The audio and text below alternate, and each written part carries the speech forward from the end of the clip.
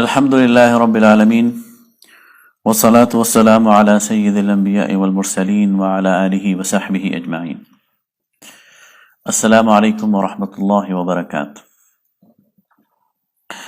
آج میں اپنی نوجوان نسل سے کچھ باتیں کرنا چاہتا ہوں، خصوصاً وہ نوجوان جنہوں نے دین کا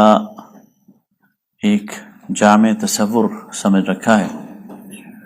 اور جو یہ داعیہ رکھتے ہیں، جو یہ دل میں تڑپ رکھتے ہیں کہ تمام مسائل کا حل دین میں ہے اور اس دین کو غالب ہونا چاہیے، اس دین کی اقامت کی جدوجہد ہونی چاہیے، اس کی خلافت اور اس کی ریاست اور اس کی حکومت کا قیام ہونا چاہیے. فقہی طور پر جو اسلامی تاریخ ہے اس میں ائمہ اربع وہ بالکل ایک منفرد مقام رکھتے ہیں اور پوری فقہی تاریخ اہل سنت والجماعت کی ان کے گرد گھومتی ہے. امام مالک رحمہ اللہ، امام ابو حنیفہ رحمہ اللہ، امام شافعی رحمہ اللہ اور امام احمد بن حنبل رحمہ اللہ. یہ فقہی دائرہ ہے اور اس فقہی دائرے میں پھر دوسرے درجے میں بھی اور پھر تیسرے درجے میں بھی اور آج تک فقہا کی ایک فہرست ہے جو موجود ہے اور ہر دور میں موجود رہے گی. اسی طرح ایک دائرہ تجدید اور اصلاح کا ہے. اس دائرے میں امت کے اندر شروع سے دو طبقۂ فکر موجود رہے ہیں یا دو دھارے موجود رہے ہیں. ایک جو دھارا ہے اس کے امام یا اس کے سرخیل وہ امام غزالی ہیں. امام غزالی کا جو فوکس ہے وہ انفرادی اصلاح پر ہے، نفس کے تزکیے پر ہے اور انسان کی تربیت پر ہے، اور اس کے لیے انہوں نے جو لٹریچر پروڈیوس کیا اس کا جو ماسٹر پیس ہے وہ احیاء العلوم ہے. امام غزالی کی اس فکر کو آگے پہنچایا ہندوستان کے بہت بڑے عالم دین محدث شاہ ولی اللہ محدث دہلوی نے. ان کے ہاں بھی انسانی جو نفس ہے اس کا تزکیہ، اگرچہ وہ کہیں کہیں ریاست کا بھی تذکرہ کرتے ہیں اور تمام معاشرت کے حوالے سے بھی بات کرتے ہیں، لیکن ان کا فوکس اور ان کا رجحان اور ان کا جھکاؤ وہ بنیادی طور پر انسانی تربیت اور انفرادی طور پر انسانوں کے اندر ایک اچھا اخلاق پیدا کرنا ہے. اور اس کے لیے انہوں نے حجت اللہ البالغہ جیسی شہرہ آفاق کتاب بھی لکھی. اسی فکر کو آگے پھر بر صغیر کے اندر اور پاکستان کے اندر مولانا اشرف علی تھانوی رحمہ اللہ نے آگے بڑھایا اور انہوں نے بھی بڑی گراں قدر خدمات انجام دی. دوسری طرف اگر ہم دیکھیں تو اسی تجدید اور اصلاح کے دائرے میں ایک دوسرا طبقہ وہ ہے جو انفرادی اصلاح کے ساتھ ساتھ اجتماعی اصلاح کی بھی بات کرتا ہے، نظام کی اصلاح کی بھی بات کرتا ہے، معاشرے کی اصلاح کی بھی بات کرتا ہے، جہاد اور جد و جہد کی بھی بات کرتا ہے، دین کی اقامت کی بھی بات کرتا ہے. اور اس کے جو امام ہیں اور جو پہلے مفکر ہیں یا جہاں سے اس کے سوتے پھوٹتے ہیں وہ شیخ الاسلام ابن تیمیہ ہیں جو 661 ہجری میں پیدا ہوئے اور دمشق میں پھر انہوں نے اپنا مستقر بنایا. اور انہوں نے نہ صرف سیاست کو موضوع بنایا، اس دین کی اقامت کو موضوع بنایا، اجتماعی اصلاح کو موضوع بنایا، بلکہ اس کے لیے جہاد اور جد و جہد اور ہر قسم کی قربانی کے لیے ایک جوش اور جذبہ بھی دکھایا اور بذات خود جہاد میں حصہ بھی لیا. وہی فکر آگے چلی تو اس کو کلائمیکس تک بر صغیر ہند و پاک کے مشہور عالم دین سید ابوالعالی مودودی رحمہ اللہ نے پہنچایا. سید مودودی کا یہ خاصہ ہے کہ نہ صرف انہوں نے اس فکر کو ایک پیوریفائی کیا اور بالکل انسانی ذہن اور خاص طور پر جدید پڑھے لکھے ذہن کے مطابق ایسا لٹریچر پروڈیوس کیا کہ جس نے یہ بات سمجھ لی اور یہ فکر ان کی فکر میں یہ بات آ گئی کہ اسلام تمام مسائل کا حل ہے اور اسلام ریلیونٹ ہے اور اسلام حکومت اور سیاست اور معیشت اور معاشرت اور ہر شعبہ زندگی سے متعلق ہدایات دیتا ہے. پھر مولانا مودودی نے وہ تصور دین دیا کہ جس کے مطابق اس دین نے غالب ہونا ہے. اس کی ان بلٹ خصوصیت یہ ہے کہ اس کو اللہ تعالیٰ نے اس دنیا میں غلبے اور اقتدار کے لیے بھیجا ہے، اور اس کے لیے ایک اسلامی ریاست ہونی چاہیے. اور اس کے لیے پھر سید مودودی علیہ رحمہ نے اسلامی ریاست کے پورے جو تصور ہے اس کے اندر رنگ بھرا، اور اسلامی ریاست اور اسلامی سیاست کا ایک پورا خاکہ پیش کیا. اور پھر اس کے قیام کی جدوجہد کے لیے عملاً ایک جماعت اور ایک تحریک کھڑی کر دی جنہوں نے اس کام کو شروع کر دیا. اس کے بعد امت کے اندر دو اور انتہاؤں پر فرقے بھی موجود رہے، اور دو انتہائیں اور لہریں موجود رہیں. یہ بھی بنیادی طور پر سیاسی لہریں تھیں، لیکن بعد میں ان کو دینی رنگ چڑھا دیا گیا. ایک تو تشیع کی لہر ہے، یہ بنیادی طور پر حضرت علی رضی اللہ تعالیٰ عنہ کے ساتھی تھے، اور جو حضرت علی رضی اللہ تعالیٰ عنہ کو حق پر سمجھتے تھے. دوسری طرف ناصبیت کی تحریک ہے، یہ وہ لوگ تھے جو بنیادی طور پر حضرت امیر معاویہ کے ساتھ تھے اور ان کو حق پر سمجھتے تھے. یہاں تک تو بات ٹھیک تھی، لیکن پھر اگلی اور پھر اس سے اگلی نسلوں میں ان کے اندر ایک انتہا پسندی وجود میں آنے لگ گئی، اور ایک دوسرے کے خلاف کفر اور اسلام کے فتوے وجود میں آنے لگ گئے،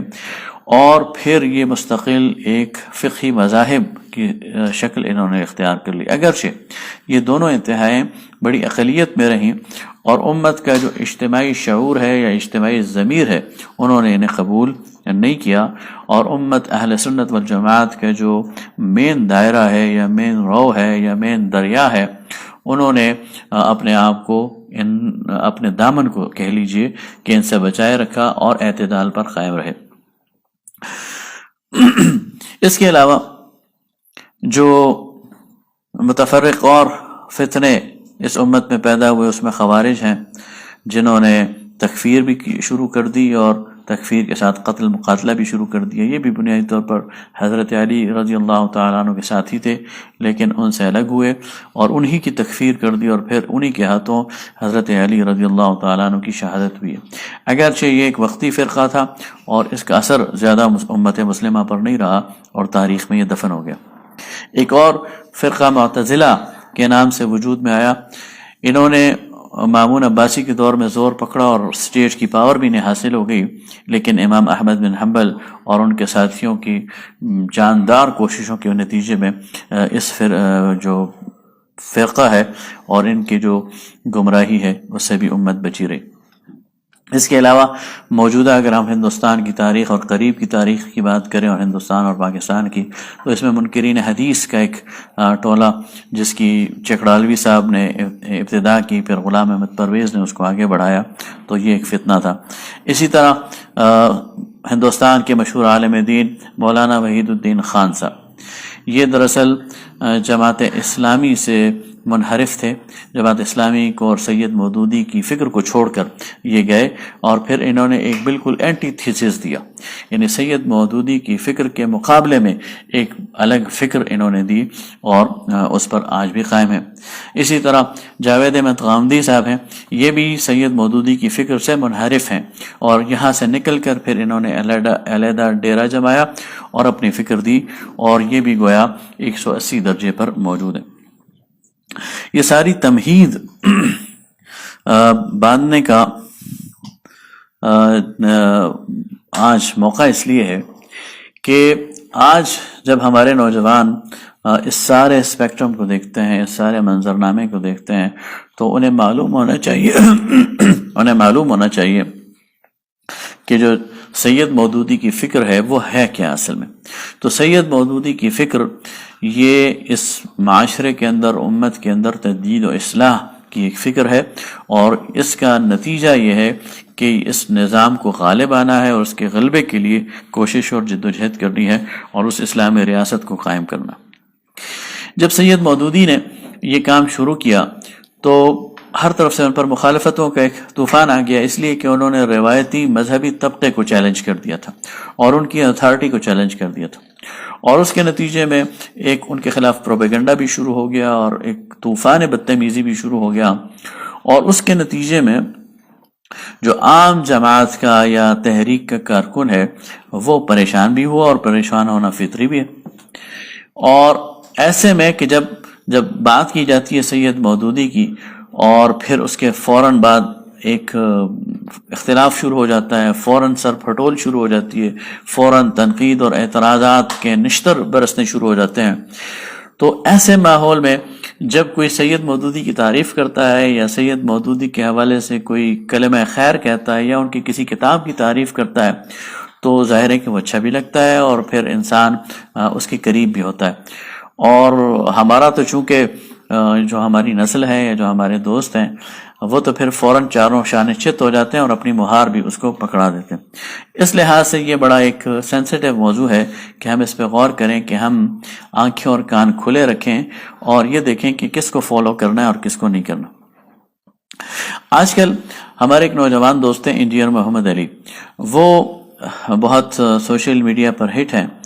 اور ان کی ایک خصوصیت تو یہ ہے کہ وہ سید مودودی کے حوالے سے بہت ووکل ہیں اور بہت کھل کر ان کے حق میں بولتے ہیں، ان کی جو خلافت و ملوکیت ہے اس کی بہت بڑی وکالت کرتے ہیں اور یہ مانتے ہیں کہ سید مودودی جو مجدد عصر ہے۔ یہاں تک تو بات ٹھیک ہے، لیکن اگر ذرا ڈیپتھ میں انالیسس کیا جائے تو بات کچھ گڑبڑ نظر آتی۔ اب آپ دیکھیں، میں آپ کے سامنے تمہید میں گزارش کر چکا ہوں کہ سید مودودی کی جو فکر ہے یہ نئی فکر نہیں ہے، بلکہ اس کے جو جڑیں ہیں اور اس کی جو سرچشمہ ہے، اگر اسے ہمیں تلاش کرنا ہے تو وہ امام ابن تیمیہ کی فکر ہے۔ اب انہی انجینئر صاحب کو لیجئے تو یہ امام ابن تیمیہ کے سخت ترین ناقد ہیں۔ اب یا تو انہوں نے سید مودودی کی فکر کو سمجھا نہیں ہے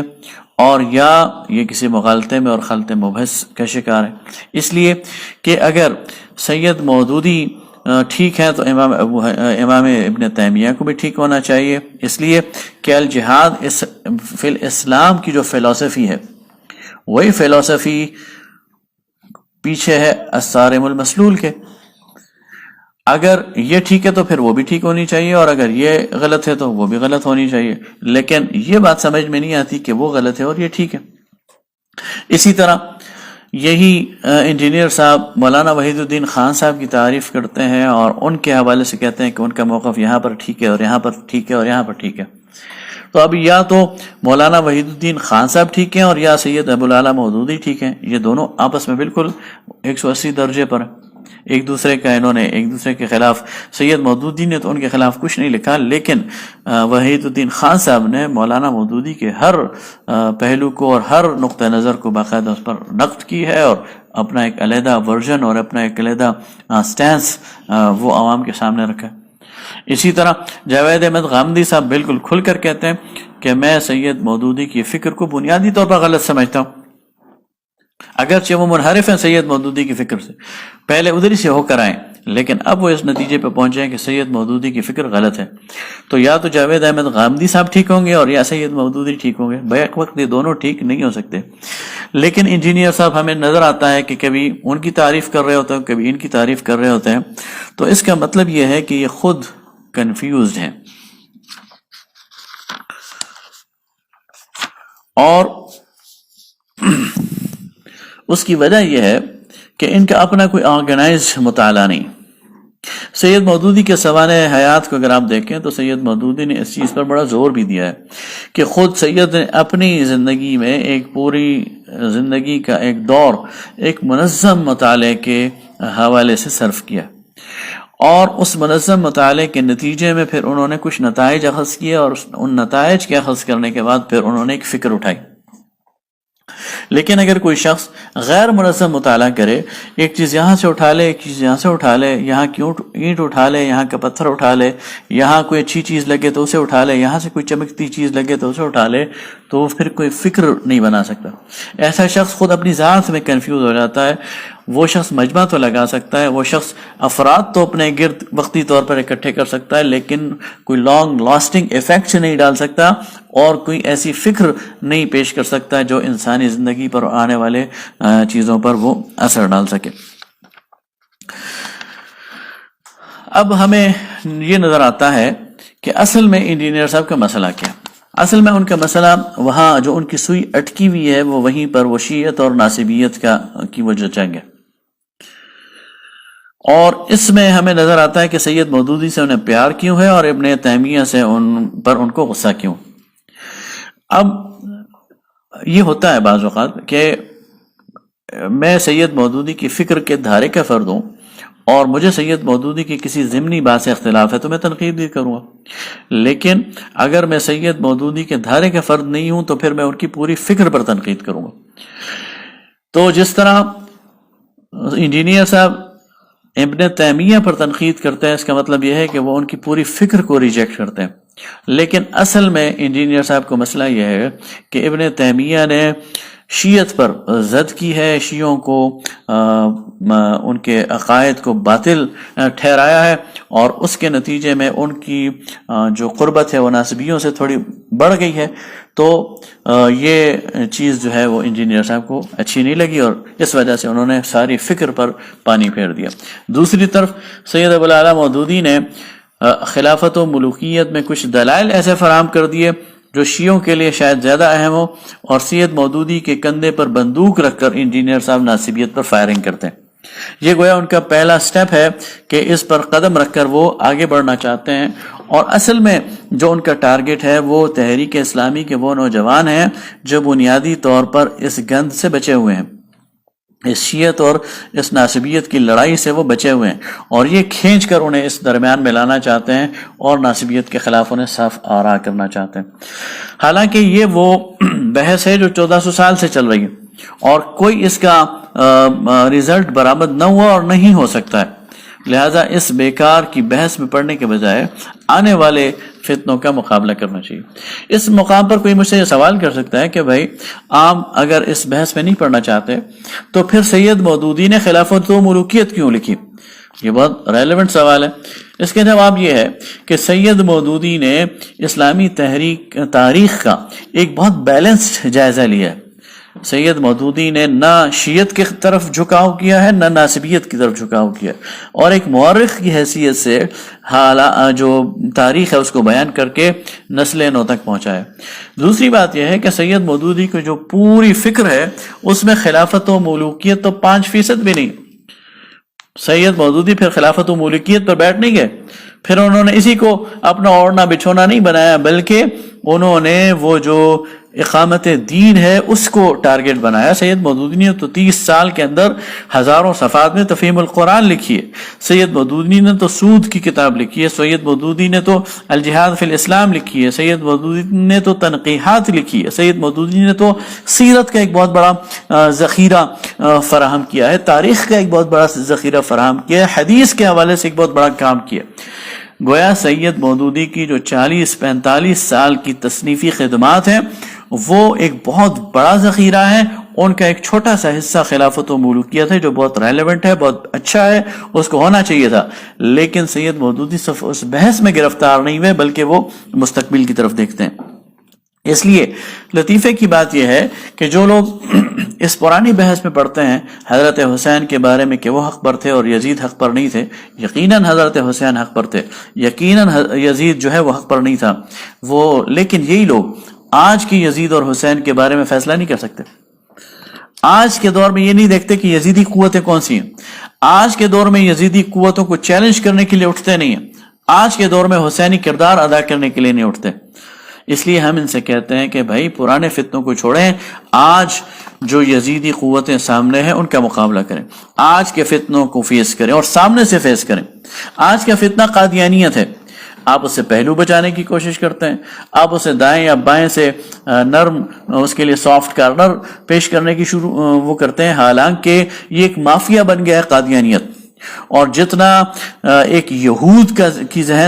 کا ذہن ہے اور جتنا یہود کے اندر سازش ہوتی ہے، اسی طرح قادیانیت کے اندر بھی ایک سازش ہے، اور اس نے پوری دنیا کے اندر مسلمانوں کے خلاف ایک ٹریپ بنا لیا ہے اور مسلمانوں کو ٹریپ میں گرفتار کرنے کی کوشش کر رہے ہیں، اور مسلمانوں کو اندر سے کھوکھلا کرنے کی اور باہر سے ان پر حملہ کرنے کی کوشش کر رہے ہیں۔ اس لیے اس قادیانیت کے فیصلے یعنی اس فتنے کو سامنے سے آ کر چیلنج کریں۔ اسی طرح اباہیت ہے، اسی طرح لادینیت ہے، اسی طرح سیکولرزم ہے، اسی طرح الحاد ہے، یہ سارے فتنے ہیں جو آج کے نوجوان پر حملہ آور ہو رہے ہیں۔ توہین رسالت کا فتنہ ہے، انکار رسالت کا فتنہ ہے، انکار سنت کا فتنہ ہے۔ آئیے ان فتنوں کا مقابلہ کریں اور نوجوانوں کو اس سے بچائیں، نہ کہ آپ یہ دیکھیں کہ فلاں حدیث میں فلاں بشارت دی گئی ہے اور فلاں کتاب میں حسین علیہ السلام کے بارے میں یہ کہا گیا ہے اور یزید کے بارے میں. یار چھوڑو ان چیزوں کو، آگے آ کر آج کے مسلمان کو آج کے فتنوں کے مقابلے میں تیار کرو، الرٹ کرو، اور شیطان کا لقمہ نہ بننے دو. اپنا بھی وقت ضائع نہ کرو، نوجوانوں کے بھی وقت ضائع نہ کرو. نوجوانوں سے میں یہ کہتا ہوں کہ آپ کی زندگی بڑی قیمتی زندگی ہے، امانت ہے آپ کے پاس اللہ تعالیٰ کی. اسے ان بحثوں میں الجھا کر ضائع نہ کریں، بلکہ اس کو اسلامی تحریک کا اثاثہ بنائیں. علم حاصل کریں، آرگنائزڈ طریقے سے قرآن اور سنت کا علم حاصل کریں. اور ایک اور بات آخری یہ کہتا ہوں کہ اسلام کی جو تاریخ ہے اور اس کا بہت بڑا اثاثہ ہے. آج کوئی شخص یہ کہہ دے کہ یعنی عجیب بات ہے کہ فلاں نے بھی غلط کیا اور فلاں نے بھی غلط کیا اور دیوبندی بھی غلط ہے اور بریلوی بھی غلط ہے. چلو دیوبندی اور بریلوی تو بہت بعد کی پیداوار ہے، لیکن آپ یک قلم اسلام کی تاریخ کو اور اسلام کی فقہی تسلسل کو اور اسلام کا جو دینی اور علوم کا سلسلہ ہے یک قلم مسترد نہیں کر سکتے. سارے بے وقوف نہیں بیٹھے ہوئے تھے وہاں، اور نہ ہی کسی نے جو ہے لوگوں نے اپنی زندگیاں گزاری ہیں. آج 1400 سال بعد ایک نوجوان کھڑا ہو جاتا ہے کہ اس نے بھی غلط کیا، اس نے بھی غلط کیا، فلاں نے بھی غلط کیا. بھائی دنیا میں عقل صرف ایک اللہ نے تمہیں دی ہے، باقی کسی کو نہیں دی. ہر دور میں اللہ تعالیٰ نے اپنے جلیل القدر لوگوں کو اس کام کے لیے چنا ہے، انہوں نے اپنی زندگیاں کھپائی ہیں. اور یہ بات صحیح ہے کہ علماء سو بھی موجود رہے، انہوں نے دین کے لیے دنیا کی بھی فائدے بھی حاصل کیے ہیں، لیکن اس امت کے اجتماعی ضمیر نے انہیں کبھی قبول نہیں کیا، وہ ایکسپوز ہوئے ہیں. اور علماء حق بھی موجود رہے، انہوں نے بڑی بڑی قربانیاں بھی دی ہیں، اور یہ دین انہی کی وجہ سے آج ہم تک ملا ہوا ہے. اس لیے اس چکر میں لوگوں کو نہ ڈالیں کہ 8 تراویحیں ہونی چاہیے یا 20 ہونی چاہیے یا 3 وتر ہونے چاہیے یا 1 وتر ہونا چاہیے، یا فلانا فقہی مسئلہ ٹھیک ہے اور میں نے تو اس کا حل کر دیا اور میں نے 20 حدیثیں دے دی اور میں نے 72 حدیثیں دے دی ہیں. او بھائی، یہ بخاری اور مسلم اور یہ ساری چیزیں آج کی نہیں ہیں، 1400 سال سے 1300 سال سے 1200 سال سے اس امت میں موجود ہیں، اور صرف ایک آپ نے نہیں پڑھی ہوئی، آپ سے پہلے ہزاروں لوگوں نے پڑھی ہوئی ہیں. اس لیے لوگوں کو کسی خلطے مبحث میں نہ ڈالیں اور لوگوں کا وقت ضائع نہ کریں، اور لوگوں کو اس لحاظ سے کسی غیر تعمیری کام پہ نہ ڈالیں. وآخر دعوانا ان الحمد للہ رب العالمین.